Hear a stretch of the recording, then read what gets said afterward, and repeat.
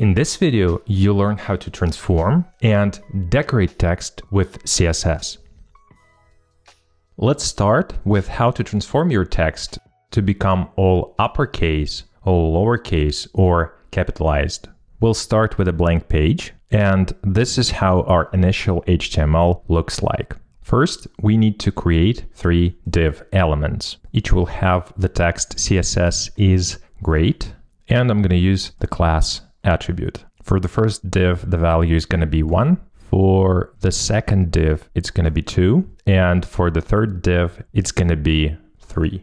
Now I'm going to go to the browser, refresh the page. We have the text to transform. Let me zoom in to make the text bigger. Now let's use CSS to transform the text of this first div to be all uppercase. In VS Code, in the style element, I'm going to add a CSS rule. To point to the first div, I'll use a class selector, and inside the declaration block, I'm going to add text transform, and the value is going to be uppercase. Save the file, refresh the page. There you go. The text is all uppercase. Now let's transform the second div. I'll add another CSS rule. This time the class will be 2, and the text transform value is going to be lowercase. Save the file, refresh the page. There you go, all lowercase. And now let's capitalize the text of the third div. In VS Code, I'm going to add the third CSS rule, period 3, and text transform is going to be capitalized. Save the file, refresh the page. Now every first letter in this div is uppercase. The only exception is abbreviations. Usually, people use the text transform property to style navigation menus, headings, buttons, and form labels. Now let's decorate our text. In VS Code, I'm going to remove all the text transform properties to focus only on decoration. And for the first div, let's add text decoration line, underline. All the links have that decoration by default. Save the file, refresh the page. There you go. Now it's underlined. We can also make the decoration line to be line through. There you go. And also overline. And now the decoration line is above the text. It's also possible to use multiple values separated by a space here. Let me add line through and underline. Save the file, refresh the page. There you go. Usually, this combined decoration happens in visual text editors. The next property we can configure for our text decoration is their color. To do that, I'm going to write text decoration color, and I'll use gold. Because who doesn't like gold? Save the file, refresh the page. Ooh, this is colorful. If we have multiple decoration lines for our text, the text decoration color property affects all of them. Having 3 lines simultaneously is a little bit too much, so I'm going to leave only the underline decoration. Save the file, refresh the page. This is better. We can also change the style of our decorations with the text decoration style property. By default, it's solid, which is just a straight continuous line. We've got more interesting styles available. Double. This is how it looks like, 2 straight lines. Then dotted.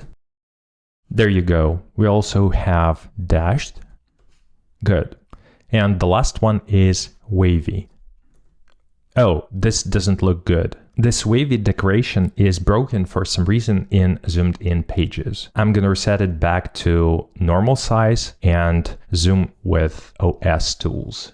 There you go. Now the wavy decoration looks good. I'm going to make the line dotted again and refresh and zoom in our text more.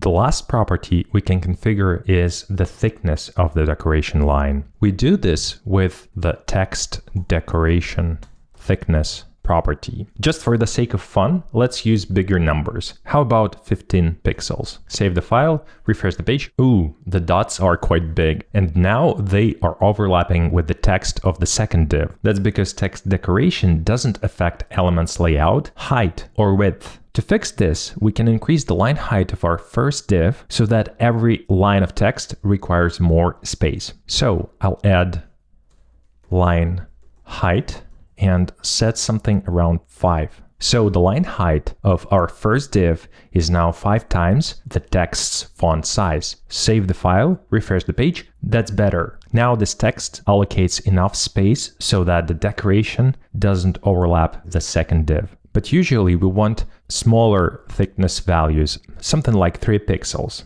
Save the file, refresh the page. There you go, this is better. When you want to set several text decoration properties at once, as we do here, there is a more concise way to do so. We can use what's called a shorthand property to set all these values or only a few.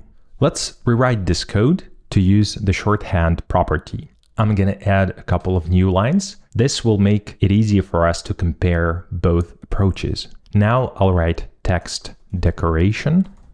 And then as a value, we can set all these properties or only a few and separate their values with a space. The first value must be from text decoration line. So I'll use underline space. Next goes color, so gold. Then we must put the text decoration style, so dotted. And the last one is thickness, 3 pixels.